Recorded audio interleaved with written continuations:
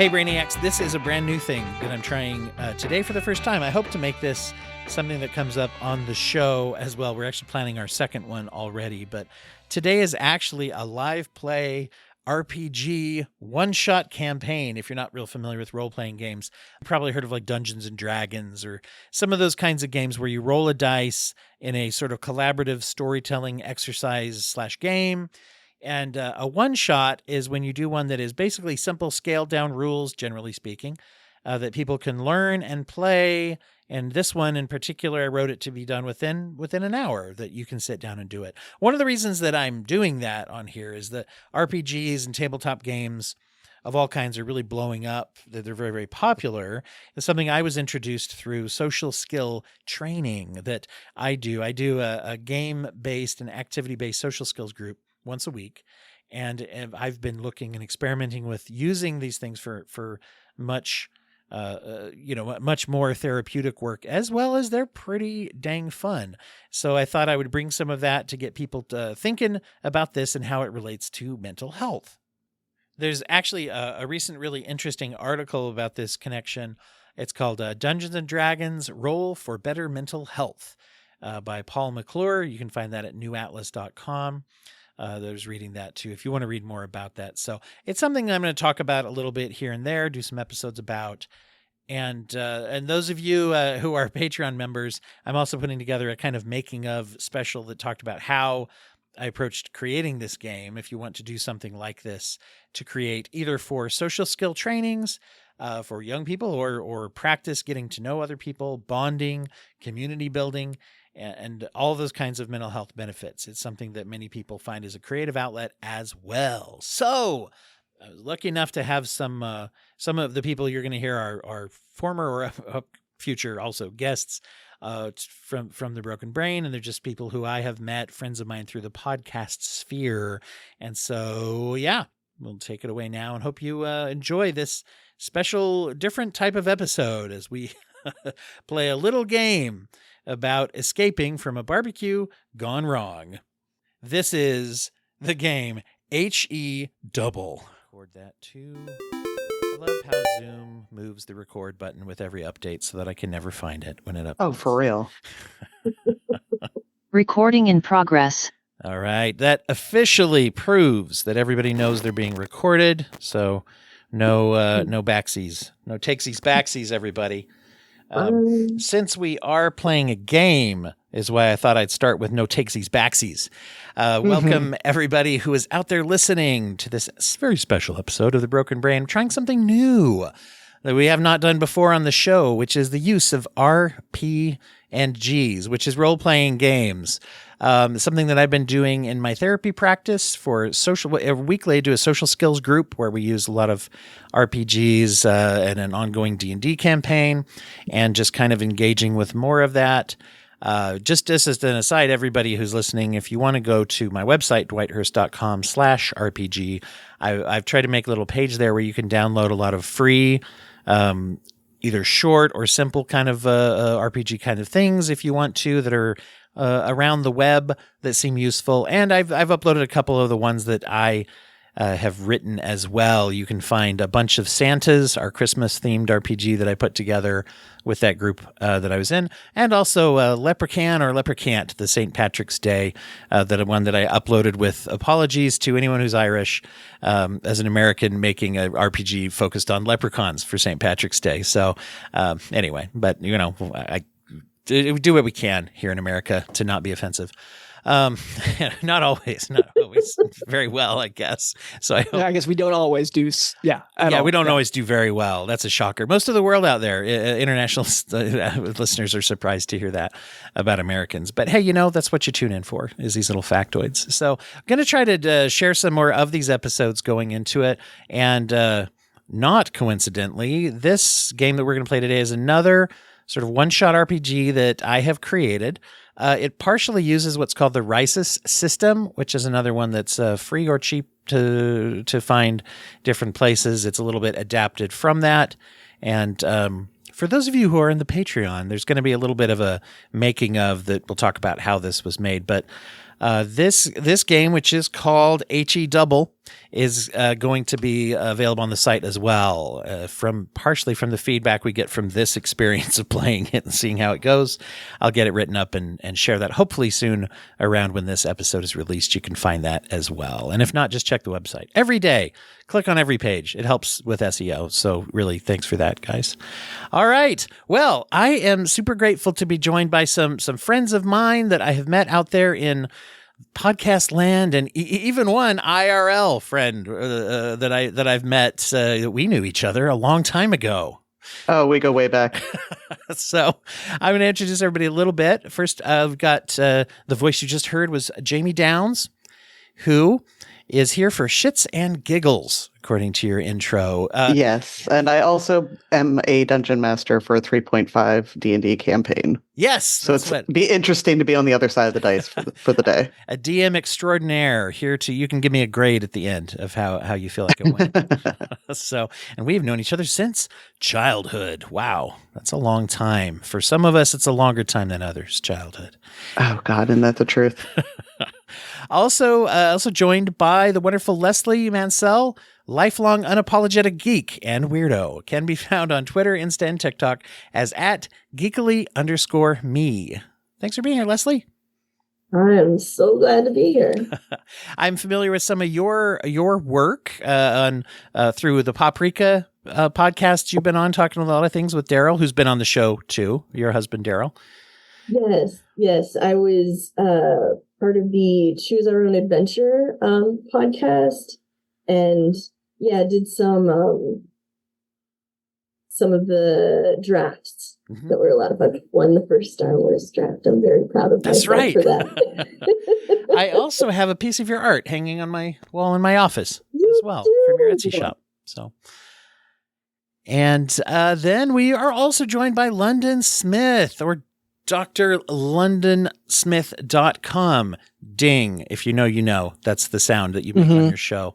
From the Jock Doc podcast on social media, you are at Dr. London Smith and also at Jock Doc podcast. And you're the creator of that show, as well as probably other things that you've accomplished in your life. Agreed. Yeah. No, I've, high school. I did high school. Later on, I would go on to do med school as well, but really it's the high school diploma that's carrying me at this point, I think. Yeah, I was going to say, of your accomplishments, the MD's got to be somewhere in there, right? Yeah, no, I've got a few degrees, but I'd say high school is really, it's what carries me now. Those skills you learn. You hope.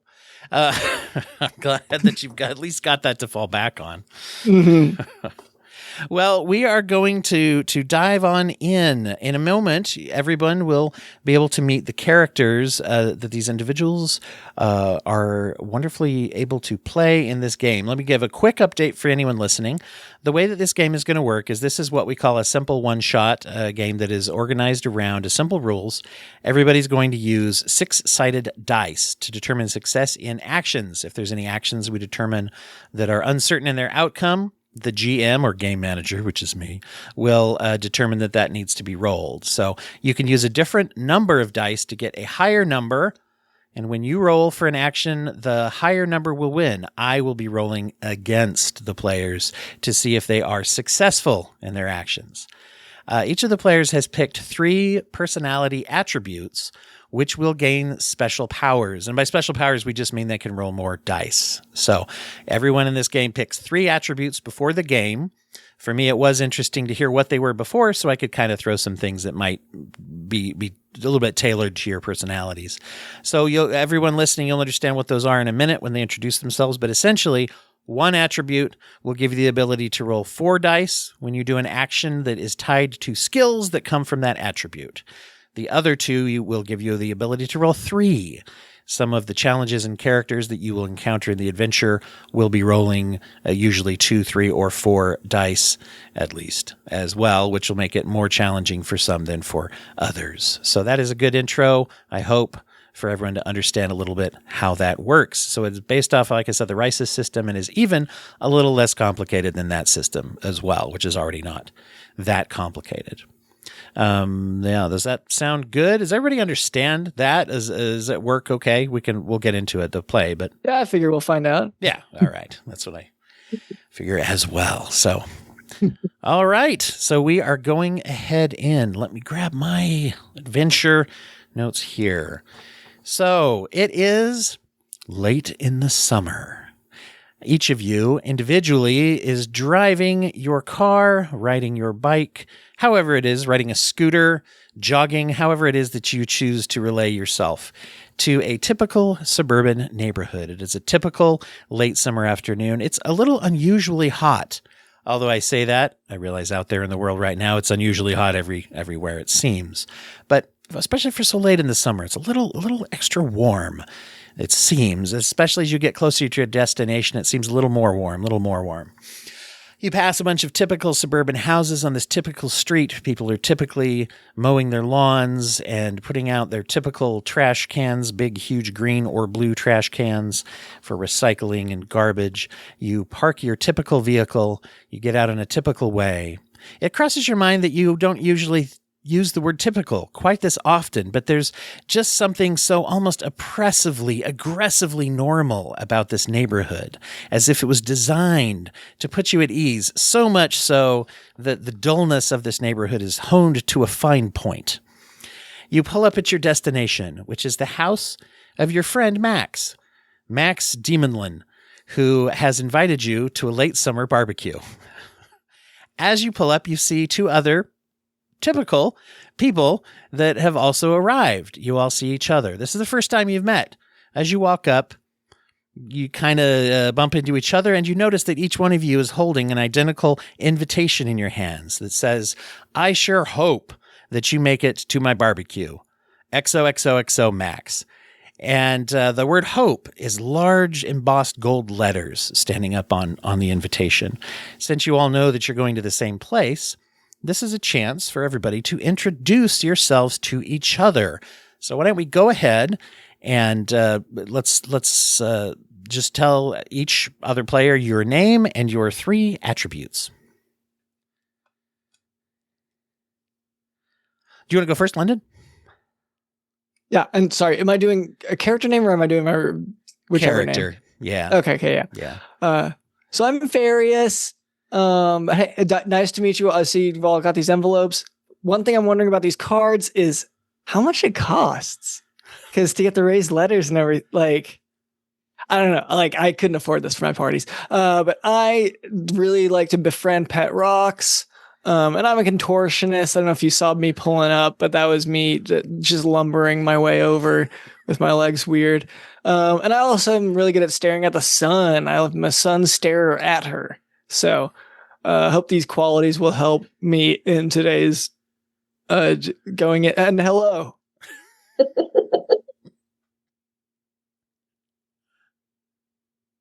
Hi, I'm Silva.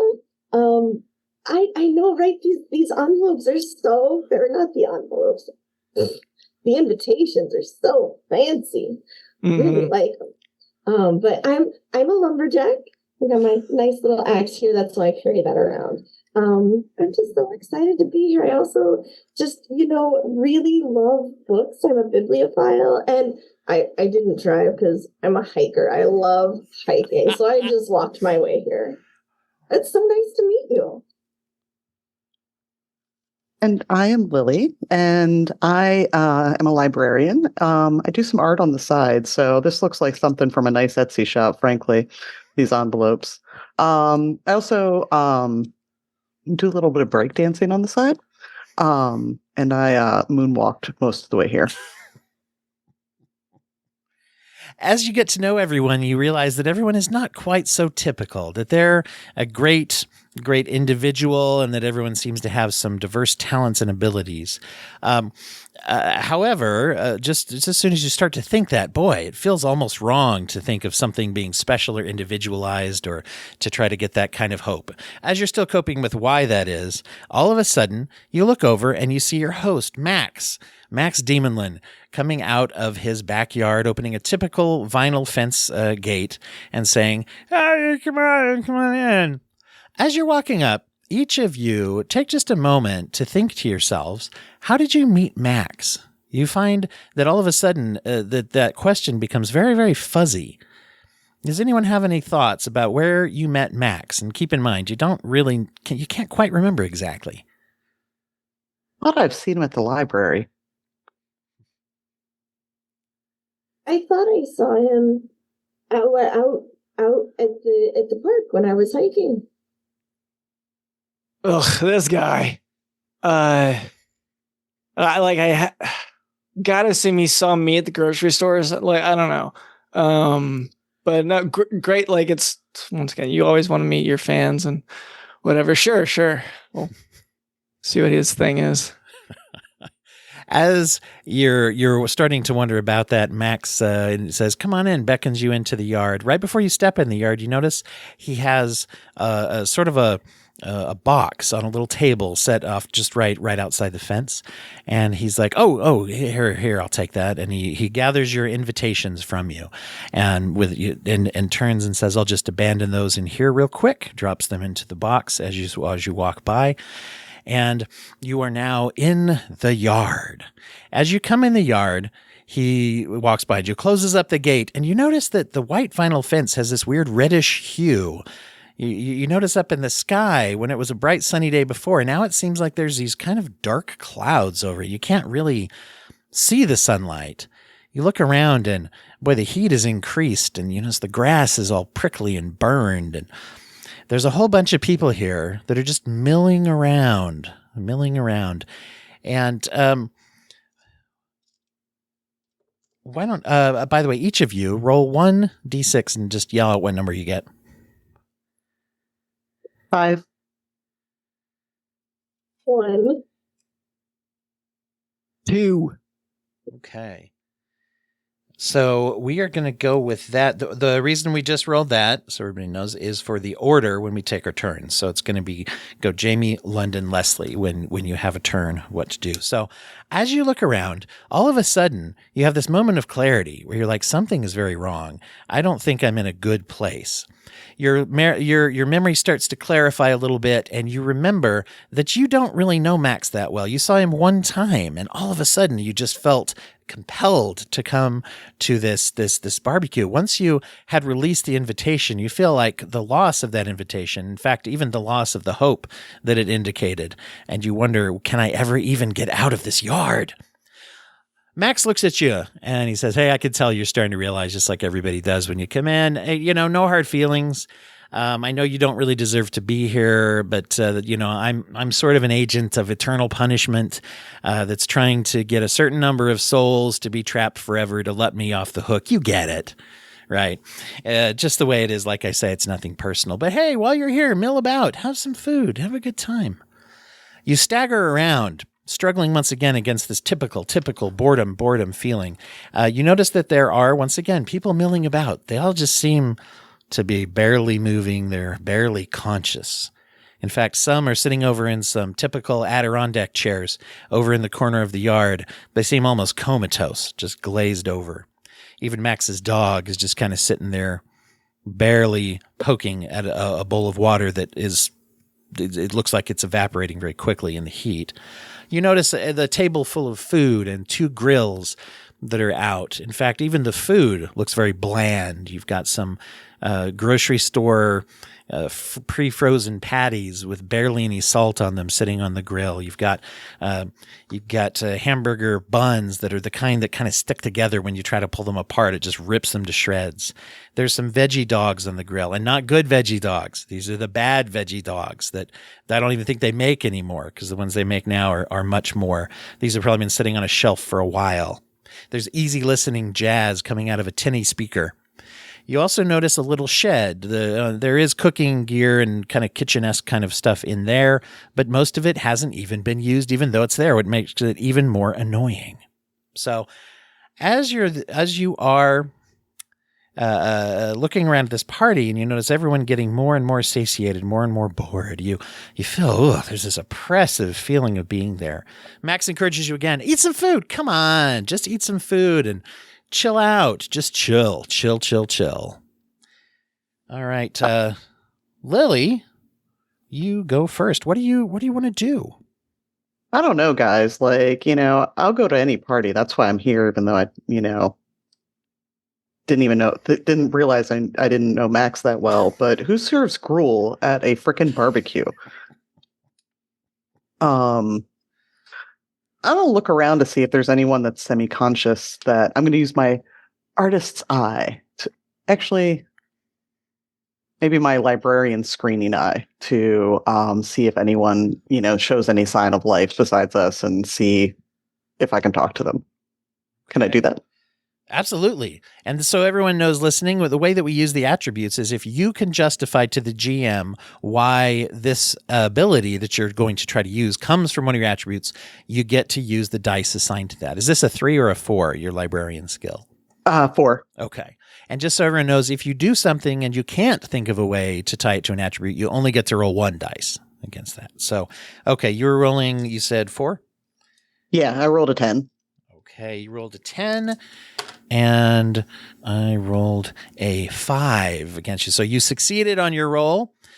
As you look around, what are you trying to intuit? Kind of if anybody is not just bored and comatose? Is that what you were saying? Yeah, like, is there anyone that looks, putting pieces together, fresher to the area, like, than the others, like a little less zombie-esque?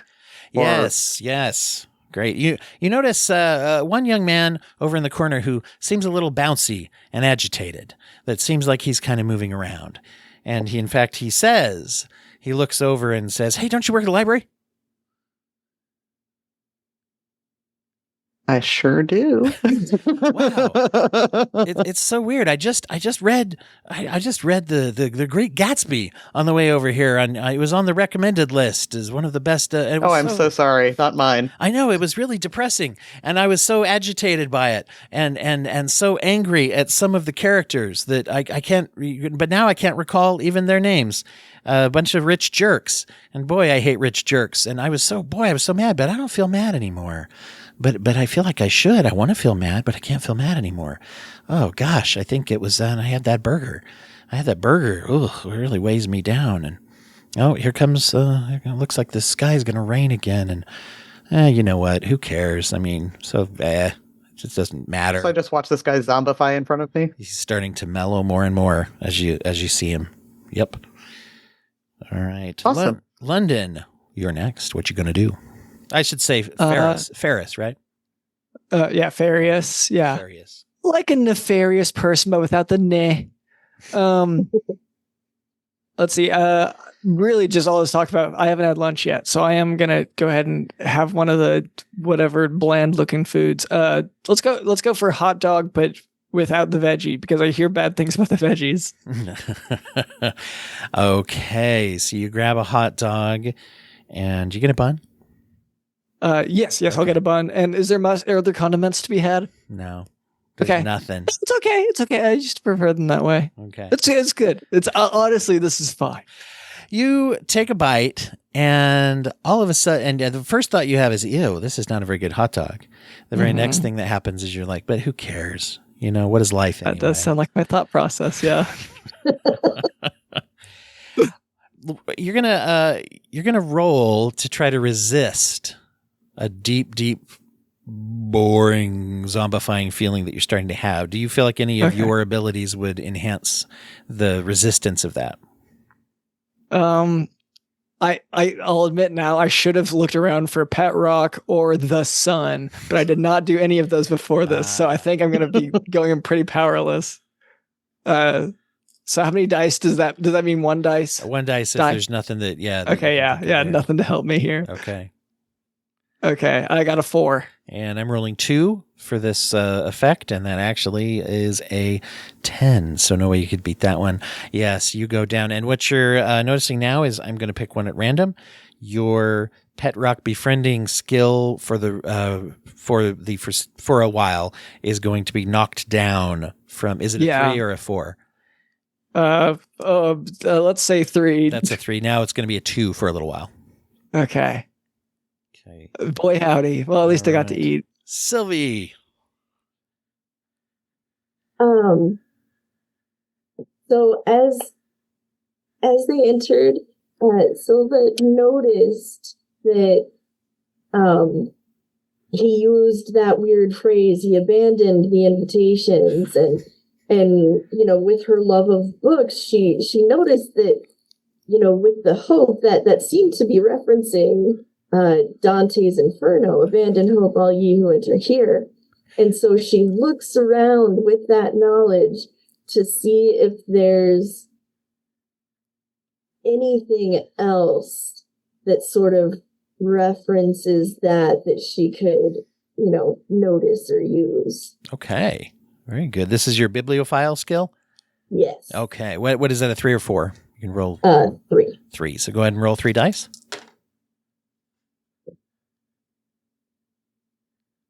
11. And I rolled an 8, so you succeed in this. One thing that you notice that stands out is that everything looks a little picked over, except the potato salad. The potato salad, by the way, has the most offensive ingredient in it the potato salad can have, and you get to pick, what is that? What should potato salad never have? Raisins. Raisins. Oh my gosh. Yes. It looks like we did drop. Oh, Jamie's back. There are raisins in the potato salad, and nobody has even touched it. There's a big spoon sitting next to it that is completely clean. And as you notice this big heaping bowl of gross potato salad with raisins, you can kind of detect that it seems in a weird way sort of lumpy, like there's something inside of it. All of a sudden you get images of Treasure Island and digging and Jim Hawkins digging for treasure. I want to take that spoon and just kind of mush into the middle and see if anything's there. Okay. You stab into the middle, and sure enough, there's a solid thunk that you pull out. Luckily, there's also some bottled waters that are half empty, actually, and the tops are off most of them, and some solo cups full of water, but you can't tell whose is whose. There's a marker for writing people's names, but it's dead. It's like a dry erase marker. It's not working. And so you take a cup, douse this object, wash off the potato salad, and what you found is a golden H in the potato salad. I'd like to kind of motion to the other two, be like, hey guys, what I found. I think we need to find hope. Maybe. All of a sudden, you hear the person next to you, the guy who read The Great Gatsby. He turns around and he's like, huh? And another person turns around and says, huh? Another person. And slowly they start to notice what you're holding. All of a sudden you see Max across the yard turns around and he's like, what? The H? And then as everybody starts to notice it, they start to turn around and say, hey, what's going on with these burgers? Come on, Max. Somebody goes in the shed and they pull out seasoning salt and they start putting it on. Somebody else changes the radio station. All of a sudden, someone's like, the resistance is here. And they start sort of doing that weird jiggle dance. And everybody is starting to actually engage in the party. And Max is like, no, hey, everybody, stop it, be bored again.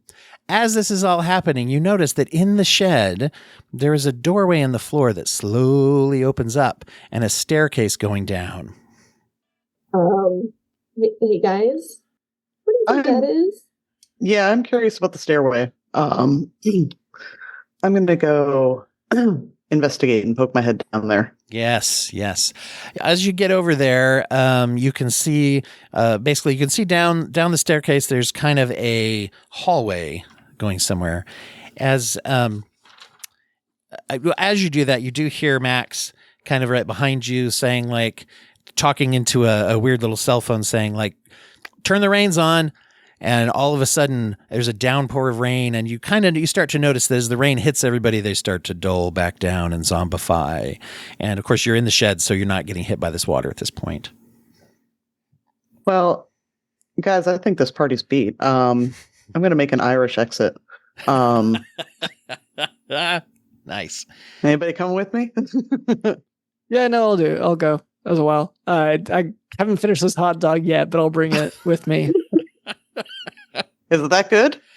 No, I mean, it's you're hungry. I just what are you gonna do? I'm kind of bored. Okay. So might as well eat, you know. Fair enough. I'm assuming you guys are taking the golden H with you. Oh, yes. I have Okay. not let that out of my hands. All right. So you get the H out of there with you and you go down the stairs. London, you feel the boredom alleviate and your dice are all back to where they were before. Okay. But I still have the chance to take another bite if I need to. That's true. If you decide Yeah. you want to impair yourself in that way, you come down into this hallway, and in this hallway, there's a hot wind blowing down the hallway. It's a little uncomfortable. In fact, it makes it hard to walk forward. As you walk down, you do see a sign on the wall that says, "Don't look back. Just don't look back. That's the main thing. Lean forward and don't look back." So as you walk down the hallway, you notice that at the end of the hallway, there's some motion, but you can't really see. It's just a bright, fiery light that makes it hard to even tell how long the hallway is. As you're trying and pushing and walking down this hallway, you see a few items. There is a slight broom closet that is slightly ajar. You can see brooms and dustpans and stuff in there. You see ahead of you some large object covered with a tarp. There's an alphanumeric keypad on the wall as well. And as you walk down the hall, the wind gets fiercer and fiercer. Fiercer and fiercer the more that you go down. And I think that's all the objects you can see now. Yes. All right. Lily, I want to. what are you going to do? Oh, sorry. Oh, we got to go in turn. Yeah. Nice try. Yeah, Nefarious. All right. Lily, what are you going to do? I'm going to be contrary because I don't like this hot wind in my face. And I'm going to spin around and moonwalk down the hallway. All right. When you spin around, What do I see? when you so now let me just make this just to clarify. Are you now, which way are you facing? I'm facing back the way we came. Okay, so you did turn I'm looking around. back. I You're am looking back.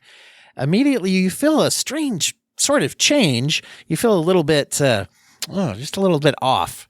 And as your other two companions look over and notice that you have shifted and changed, you look pretty much the same, except you are now made of salt. The breakdancing skill that you are now using. How many dice is that for the breakdancing skill, by the way? 3 dice. Dice. I guess maybe what I want to do is try to spin around before it's too late.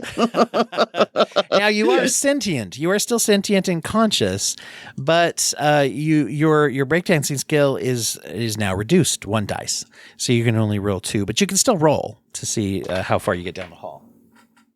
Yeah, I'm gonna do a little flipperoo and not face that way anymore. All right, you can roll though to see how far you got down the hall. Oh, well, I rolled a 7. Is that, or do you want me to Oh, you beat say how me. far I got? Okay. Yeah, you beat me. Hooray. So you get about halfway down the hall. You still can't quite make out what's at the end, but it does seem you can see sort of a general kind of a motion that's happening in the middle of the bright light. All right. So, Farius, what are you going to do? Yeah. Oh, I will say, Finally. Lily, though, you are noticing as you get down the hall, little bits of salt are blowing off, and you are concerned that if you lose too much salt, that might be bad. Maybe not the best way to lose some weight. Mhm. You never know. You Yeah, it's never a new know. trend. They'll let the research bear out in the long run. So I look into given my sun stare adder skills, I do look into the flaming whatever it is Okay. to try to discern what's happening. All right. Roll for that.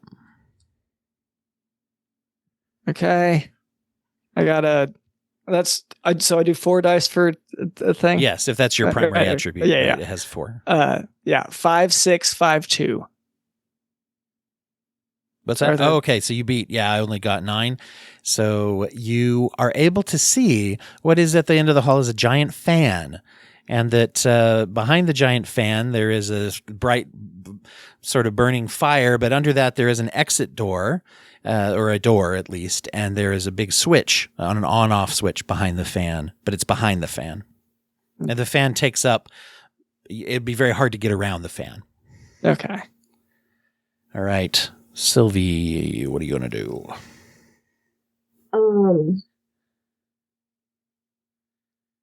I've as a hiker, I've dealt with fierce winds before. Nice. So I'm going to turn sideways to kind of lower my profile and crouch a bit so that I have a lower center of gravity. Okay. And I'm going to try to just edge my way up the hallway. Okay. Roll for hiking.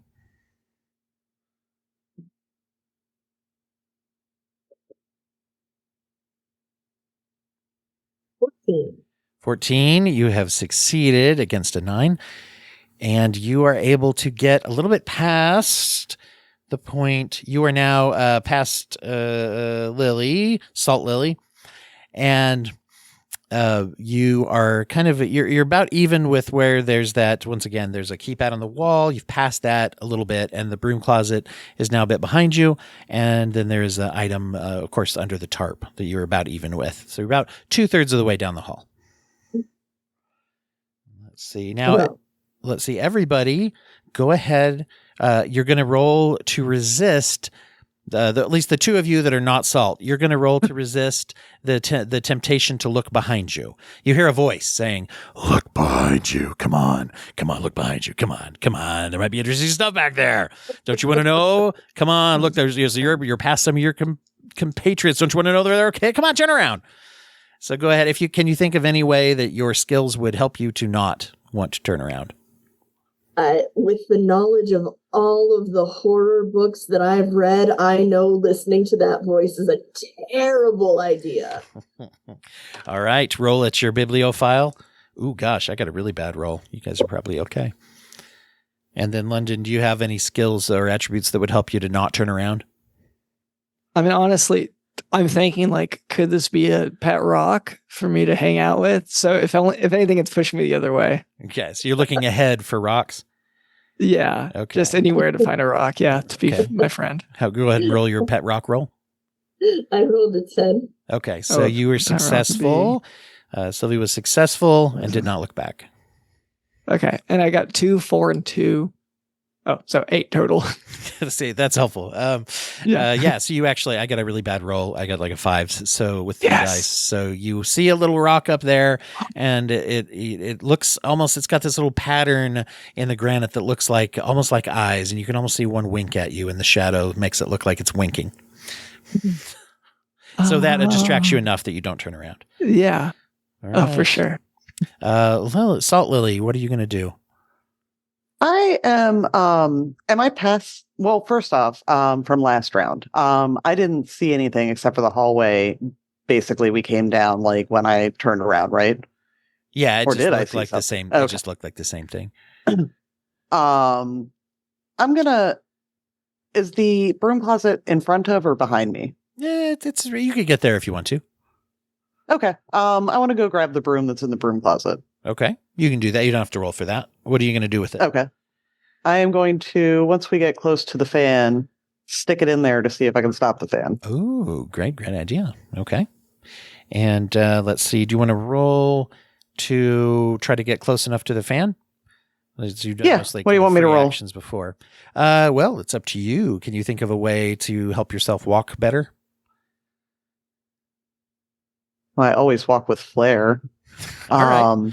Using the flair or strength, the strength that you gained from breakdancing. You could, you could Yeah, do which is breakdancing. still only 2 dice, right? Yeah. All of 'Cause your I'm dice are salty. limited 1 while you're salt. I'm super should say. salty. Um, All right. So yeah, go ahead. 11. 11 and we did get a tie. I've neglected to say at the beginning though that tie does go to players. So you are Hooray. able to get up to the fan and you stick the broomstick in the fan. You hear a whack, boom, pow. All of a sudden the mechanism is cracked. You, as the broom comes whacking around and hits you, you explode into a cloud of salt. But Hooray! Yeah. But- I clap. I cheer. But as the door opens up, you notice that the door behind the fan opens up and you're able to safely move the fan. Everybody's able to safely move the fan off to the side. And now that the door is opened, a blast of fresh air blows in, and all your salt seems to come back together into a person. I was going to ask if I was like a sentient puddle or pile or something like that. No, so what it ends up looking like is like a boom of salt, and then you kind of appear in the middle as if you emerged, and it looks cool as hell. I'm a badass. All right. Well done. You have. Oh, and as you do so, I'm sorry. What did I miss here? You also find right past the fan.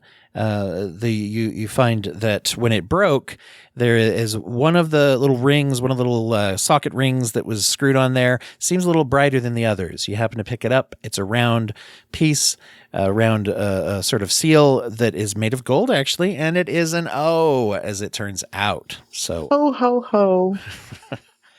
Now, as you walk in, you walk through this door, and all of a sudden you're out in this very interesting looking garden.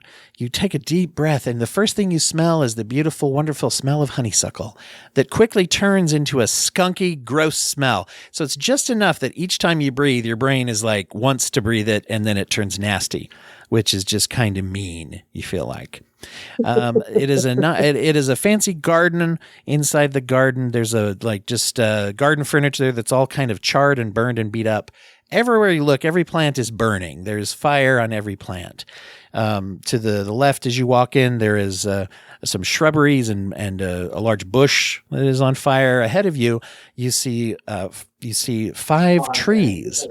4 of them are regular-sized apple trees. The one and then the one in the middle is a big, thick, heavy tree that is just kind of sitting there, which might sound like a weird qualifier, except for the fact that the other 4 trees are kind of moving around. They have a little bonfire in front of them. They're rooted to the ground, but they're moving their limbs and pulling apples off of themselves and roasting apples in this little fire.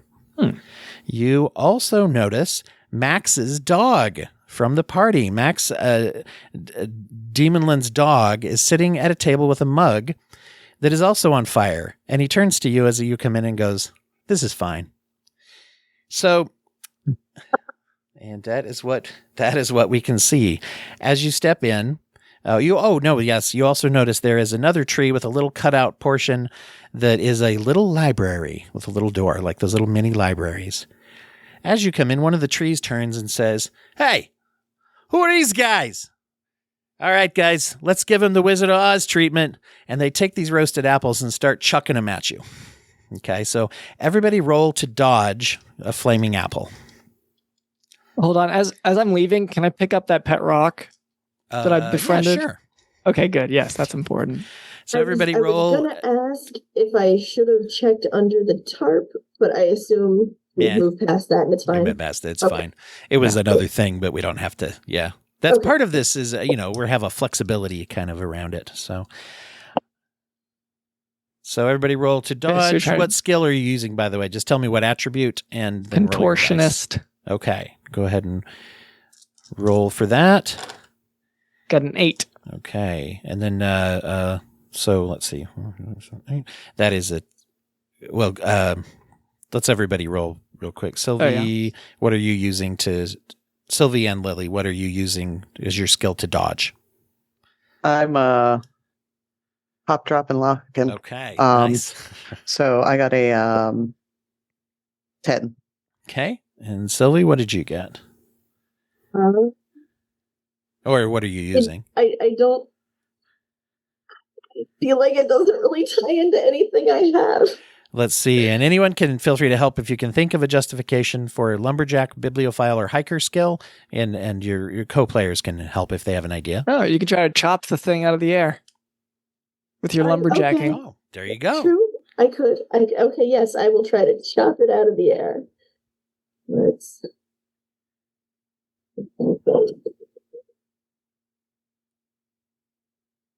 12.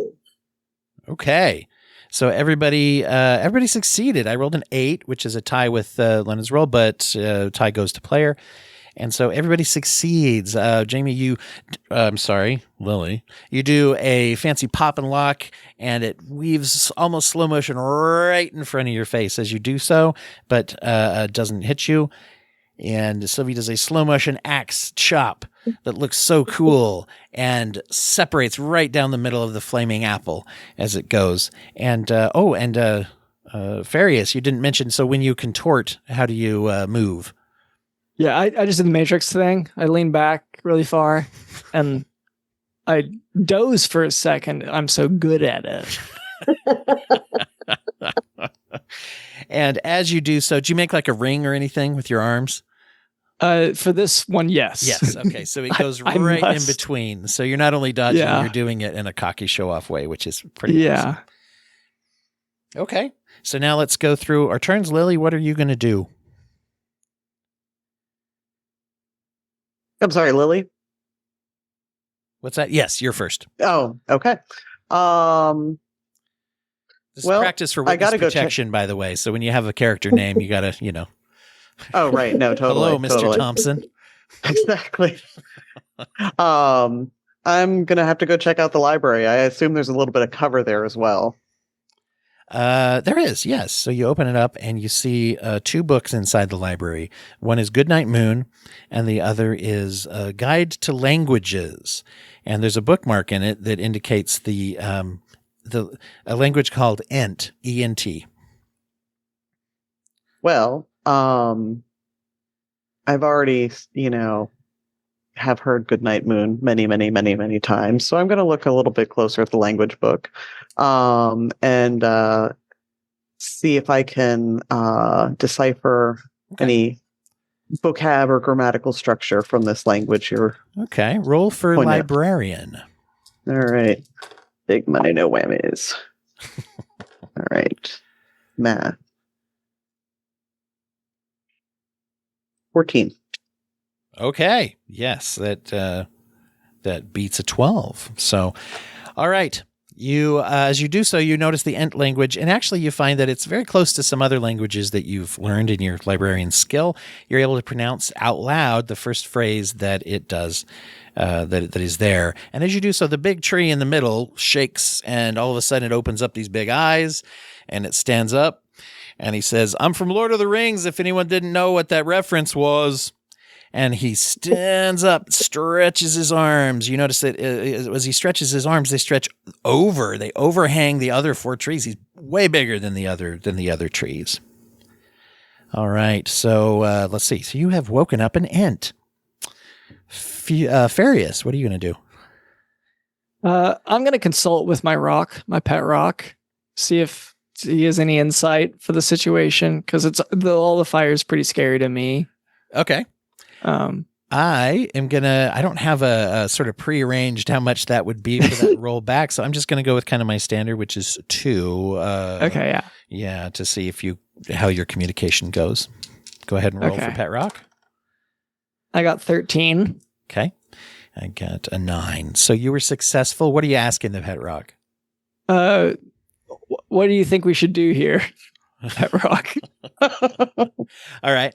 The rock says, I would try to get past them trees one way or the other. Okay. Then can They're I try to real feed the jerks. rock the leftover hot dog as a reward? All right. The stone split. I'm going to go ahead and let your other roll count for that. This is a dual action, but we'll go for it. The rock swallows up and is like, whatever. Good. Okay. Yeah. In a very Sounds emo right. way, the rock says, whatever. Yeah. Okay. He says, I've gone from liking rock music to emo music now for some reason. I don't understand why. All right. Let's go to Sylvie. So I try to quietly turn my axe belt a little bit to the back so it's not visible to the Ent, and I want to sidle over to the dog and just ask, what like using my friendly hiker ability, let it sniff my hand when you're around dangerous unknown animal, and hey, what is this place? Okay. And go ahead and roll. What skill are you using here? We're gonna go friendly hiker. Friendly hiker. Oh, yes, that's right. Go ahead and roll for hiker. This is a pretty friendly dog. He's just rolling in 2 dice. 13. Okay. And so you succeed, and the dog says, like, oh, yeah, no big deal. I'm pulling for you guys, actually. This place is this place is where they have punishment for those that were maybe filled with wrath throughout their lives and caused a lot of violence. That's usually where people are here. You guys aren't that way, though, because you're here unjustly. And I would keep that in mind. Unjust. That's not fair that you're here. I really feel for you. All right. Everyone is going to roll now to resist. You can roll for the same or for a different skill to resist being hit by flaming apples. Here they come. Oh. Whoosh, whoosh, whoosh. Go ahead and roll. Tell me what you get. Got a 10. I got a 12 and rolling to deflect with. Oh no. Hold on. I need to rethink that. Oh, if you want to pull out the axe and risk offending the ent. Yeah. Which you've already done. Yeah, but they were asleep. They Yeah. were All right. asleep. Yeah. Yeah. So, yeah, do you want to use that skill again or a different one? I'm gonna use it.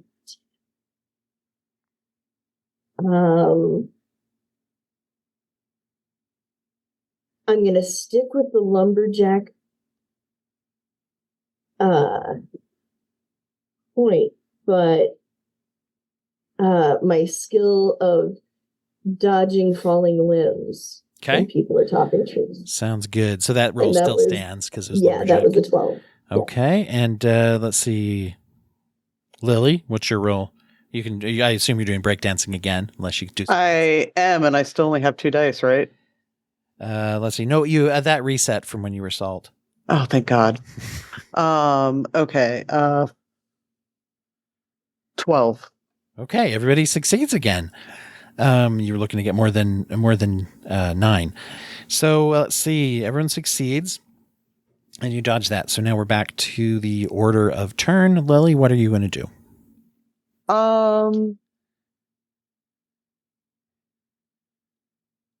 I would know that treants are friendly, right? Because I've definitely read Lord of you've the Rings definitely at read this Lord point. of the Rings, right? Okay, yeah, totally. Is there any way that I could communicate with this treant to, like, basically say, hey, you've got, like, these huge ass branches, and you're right next to these trees that are being offensive to us. Can you just, like, I don't know, like, knock them out, like, jog their memory? For sure. Um, Go ahead and roll to. There are phrases and an alphabet in the book, so roll to use your super librarian skills. It sounds like to. I didn't mean to tell you which attribute to use. I guess I'm assuming. If you roll for that, then you can see if you can say the phrase correctly. 12.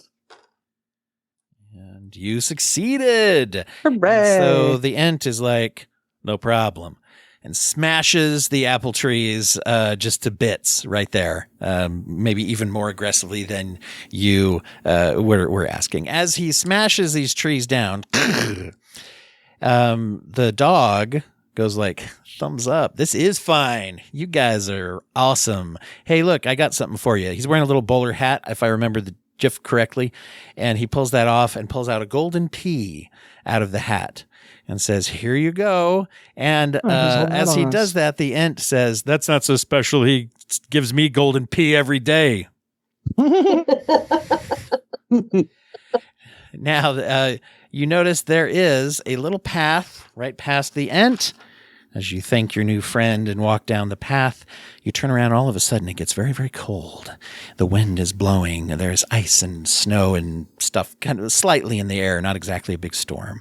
You walk onto a huge frozen lake that you notice. There is as you walk on, there's a set of ice skates for each of you that you strap on and you skate onto the ice. We're going to assume that you can do that just fine. No skill needed for that one. This is where we're role playing. Yes, exactly. This would be for me too. As you skate forward onto the ice, you see a couple of very interesting things. What you see is a little shack kind of thing off to the side with a bench and a whole bunch of bags. There's hockey pucks, hockey sticks, a lot of hockey gear that's there. To the left, you see a large throne. There's a huge demon-looking creature in the throne. He's got big old goat horns and nasty-looking demon face and teeth, but he is frozen in ice. He's not moving. In his hand, there's frozen a mug that says "World's Best Boss." And next to him, there is a large desk that has a huge coffee maker and your regular desk stuff, laptop, little thing of Lysol wipes, and one of those little things that you use to spray dust out of the keyboard of a computer that you would, and also one of those little squeezy toys that with the little face, for stress balls. You notice that there's a group coming towards you. They're led by a man in a business suit and a bunch of demons. As the demons get closer, you notice that each of them seems to be a demon version of a cast member from The Office. You've got Demon Jim, Demon Dwight, Demon Pam, Demon everybody. But the guy in the suit does not match that show, and he yells out at you and he says, "What are you doing here? I'm the boss around here. I did a hostile takeover as soon as I arrived. My name is Carl Gordon Jenkins. If you know, you know, little reference for anybody out there. And I was doomed to come here because I died working on a big project for my company. They didn't get it done, so I had to come here. But I did a hostile takeover. And now you can't, you're interrupting our hockey practice for our team hockey. I'm sorry, we're challenging you. Get over there and get your hockey gear, and we're going to play." You notice 2 goal posts as well. The rule, by the way, there's only one rule other than normal hockey, is that you have to take 2 sticks. So go ahead and take double hockey sticks, and you move on to the ice. And now you can choose what are we going to do? Lily, you're first. Can I knock him out behind the knees with my sticks? You can certainly try. I don't like his tood. Yes. What skill are you gonna use for that? I'm gonna use my windmill breakdancing skills. Okay, go ahead and roll for that. Now, Carl Gordon Jenkins rolls at a 5, so he's a big boss. Oh, I handily knock him over. I hit a 12. You got a... Wait, did I say what I had? You said 5. No, he rolls 5 dice. He actually rolled a crap. He rolled a 19. So you boogie past him just fine. You swing one of your hockey sticks, but to your surprise, for a middle-aged businessman as he is, he does a big he's pretty limber, like Michel Kwan or something on his ice skates, and misses just as he does that. Could I possibly roll something to make it seem like I accidentally did that? Yeah, sure. Do you have one of your attributes would lend itself to deception? Librarian, I would think. Or creativity, because, I guess. Yeah. I have to kind of BS my way through some things with some people. Like, oh yes, we certainly, sir, have that book. Okay, this is a new wrinkle to a librarian. I didn't know that they did that. All right. Yeah, go ahead and roll that. I got a 16. And unfortunately, yes, he got a 15, so he doesn't believe you at all. He says, "Nice try, don't kid a kidder. You're lying to me like some kind of a librarian."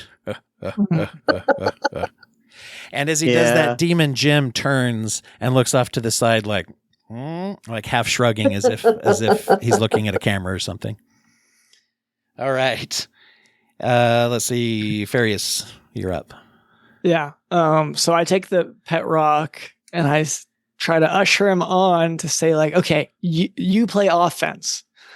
I don't know if that requires a roll or if that's going to be pretty easy for him to do just as a rock. Let's see. Are you going to tell him to do that? Or are you going to toss him over there? Or how I'm going to I'm going to tell him to do that. I'll use my pet rock befriending skill to try to so you're get gonna him see if to you can thoroughly on our side. Advise/inspire him to do so. Yeah. Okay, yeah, go ahead and roll for that, I guess. I'm going to roll in a 2. Okay. Guess what, though? You did feed him a boring, subdued hot dog, so I'm going to take away one of your dice on that. So go ahead and roll one less. Sounds right. Okay, yeah. Because he's kind of like whatever. Yeah. But I got a better 2. roll with that. Okay. I got a 11. Okay, and he's at he rolled a 9, so he's like, all right. So he dives down the middle, and as he slides down the ice, he goes in between the players. He hits the puck, goes right into their goal, and a couple things happen right when it goes into the goal. You notice over on a large scoreboard, you get 1 point. Boom. Not surprising. What is surprising is the other team gets 2 points. Boom, boom. Also, you notice that when the light flashes on their goal for making a goal, that Carl Gordon Jenkins gets a little dizzy and kind of goes into a little bit of a trance, and he shakes it off. So you intuit from that, of course, that this game is clearly rigged in favor of the other team. Yeah. All right. Sylvie, what are you going to do?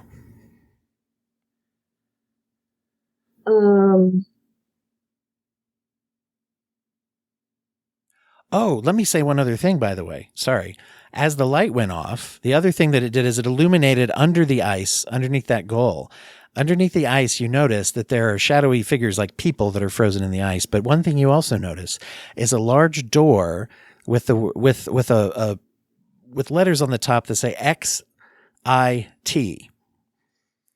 It looks like your standard exit sign, but it's missing an E. But it's frozen under the ice, right under the goal.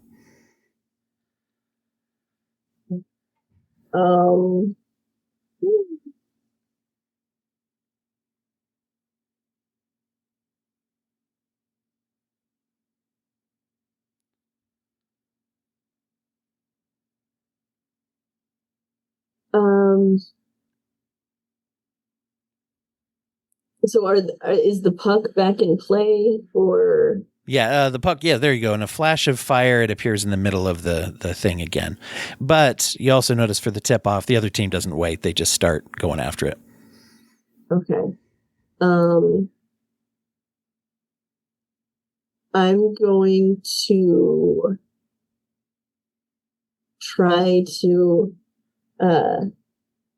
get to the puck and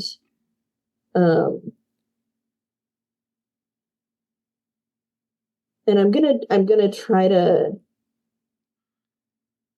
push it like I'm not trying to make a shot because I don't want to get them more points, so I'm trying to kind of go out to the side with it, see if I can actually get it out of bounds. Okay. What skill or attribute you using for that? I'm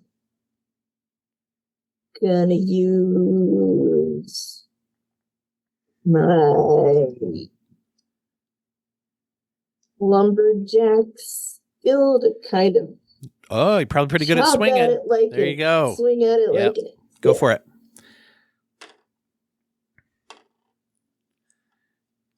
So you're rolling against. I'm taking 3 dice. Because that is the set amount I had for the puck-related rolls. 14. Oof, I only got 8. So you succeeded.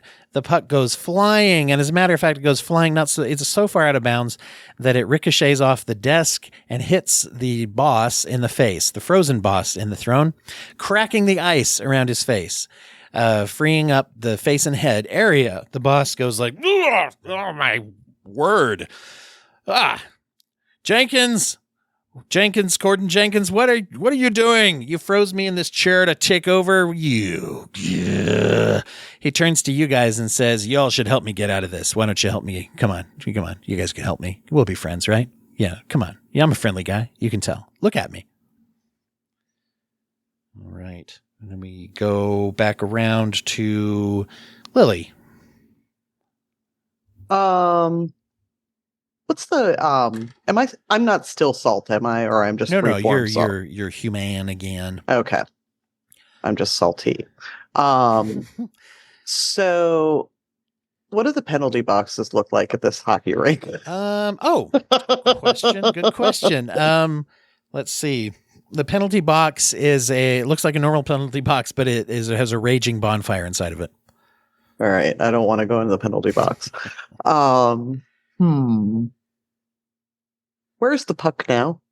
The puck is out of bounds and it looks like Demon, the Carl Gordon Jenkins has asked one of his team to go get another puck from the bag, and it is Demon Stanley, and he's just taking his time like, whatever, I don't really care about this. I am going to go up to, can I get to the puck that's out of bounds? Sure. Okay. Yeah, what do you I'll want to go do? grab it, and I'm going to fling it back at the icy guy. Okay. Go ahead and roll for that. Try to crack some more ice. All right. What are you going to, what attribute is going to help you with that? I think it has to be my breakdancing. I have very strong arms from my head spinning days. All right. Go ahead and what move would you do? How are you going to propel it even more? What kind of snap or move would you use? I'm do a spin. Okay. On the ice. I'm gonna look kind of figure skaterish for a second. And I'm gonna do it because I'm rolling an 8. So go for that. I would roll I'm gonna take a dice away from myself because that's pretty fun. So that'll reduce from 4 to 3 for me. And I have what do you have, by the way? I have 8, 9, 10, 11. 8. You got 8? So I got 8. Okay. So you do, yeah. However, I'm not used to being on skates, dude. Yeah. However, you do miss, and when you throw it, what happens is it does miss the boss, but it does whack Stanley in the back of the head, in which he just goes like, I don't care. But it rolls back over. It is. Oh, come on! I didn't miss that bad, did I? It ricocheted. He slipped on the ice. Yes, there you go. All right. Fair enough. All right. Farius, what are you going to do? Okay. I'm going to probably try to do the same thing that she just tried, except contortionist. So I'll try to do a windmill-y type move, legs are kicking in the air, and then hit the puck with that. And roll for contortionist. Which I think was that. Okay, I got 17. Okay, I got a 10. So you hit the demon boss right in the middle of the chest. The ice starts to crack and break. He stands up. He stretches. Huge bat wings unfold behind him. And he says, ah, ha, ha, ha, evil laugh. He says the words evil laugh. Yeah. He's been out of the game for a minute. He picks up 2 hockey sticks and he starts whacking the office team around like pucks. And he picks up Gordon Jenkins, and drops him right into the fiery penalty box. He turns on you and he says, guess what? Y'all shouldn't be here. I'll tell you what, I run a tight ship up in this place, and I may be really, really cruel, mean, and pure evil, but I am not an unfair boss. I am nothing if not fair. As he grabs his frozen coffee mug, the heat from his hands boils the coffee, dumps it right on the goal, melts the ice. And as he does so, from the coffee also, a golden E comes falling down, touches the exit sign, door opens, and you're able to proceed out. As you walk out back into the neighborhood. You have solved the HE double puzzle. You have gotten back out into the light, and this neighborhood no longer seems so typical. It's bright. It's happy. People are out there playing in their yards and doing all kinds of, nice Saturday activities with all of the joy that a neighborhood should have. As you're out and you're kind of coming out of the whole deal, all of a sudden you notice You notice a large winged character coming from the sky, coming with beautiful wings. You see this beautiful creature coming down to the earth, and what do you see but a beautiful, wonderful angel that appears in front of you. Why don't we pick someone? Let's see, any one of you, roll one 6-sided dice and tell me what number you get. Who wants to do it? I got a 1. Okay, you got a 1. There are 6 possible angels that could be visiting you. The one that you did roll is? Okay, good. You notice that as the wings go down and this silhouette, you can make a clear visual that is actually the angel/ghost from the Polar Express, the homeless man. And as he arrives, he's like, "Hey!" He has a bean can full of coffee that he's drinking and a bindle over his shoulder. He whips the bindle around, opens it up, and he pulls out your invitations that were the hope that was abandoned as you went into the party.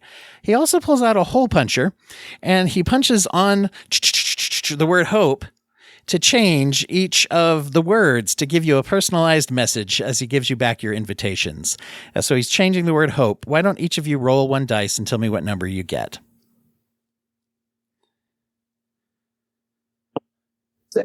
6. 3. 5. 6, 6, and 3. Could I get one of you sixers to roll again?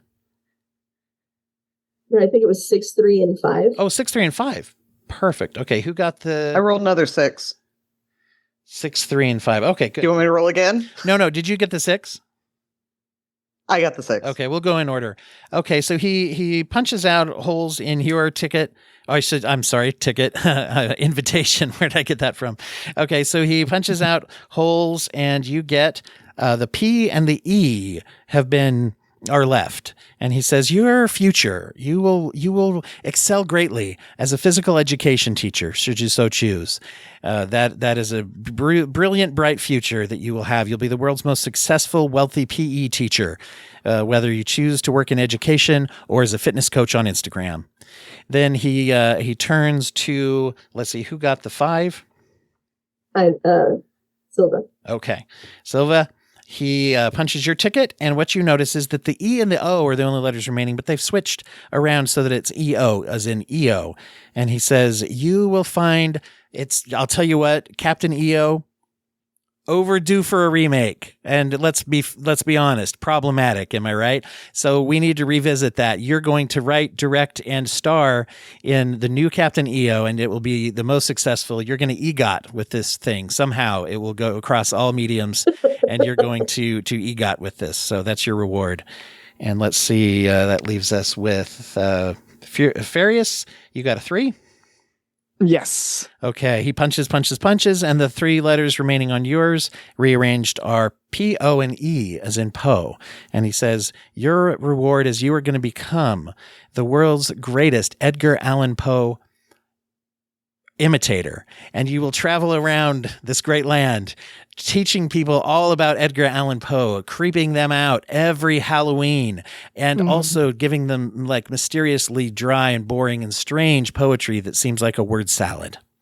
Yeah. Everywhere that you go. So you have all been given these rewards for escaping from the HE double hockey stick challenge that you have gone through. So give yourselves a hand. Good job, guys. Wow. You really did it.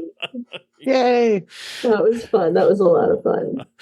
Thank you so much, everybody, for doing this and being here. That's going to do it for the thank you. episode for today. Well, one quick reminder, this is going to come out before then. Anybody who is listening, stay tuned for more stuff. I'm going to have some more stuff about RPGs and how we can maybe use those. I hope everybody had a good time listening as we did playing.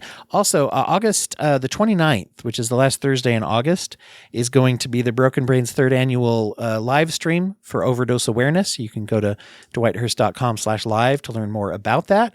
Everybody is welcome to watch and join. There will be a link the day of at that very that very address that I just gave that will allow you to join the live stream and be able to be on it as well. London, you've been on quite a bit the last 2 years when we did it as well. It was always nice to have you on there. Yeah, it's fun as well. So hopefully you'll reappear, and everybody is invited to do so as well on that. It is for the International Opioid Overdose Awareness Day. So that will be that.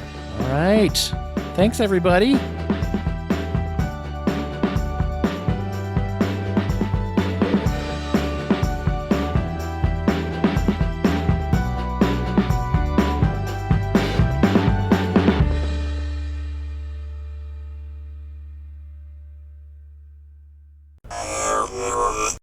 Thank you for listening to the Court Arts Podcast Network. To listen to more Court Arts shows, visit courtemparts.com.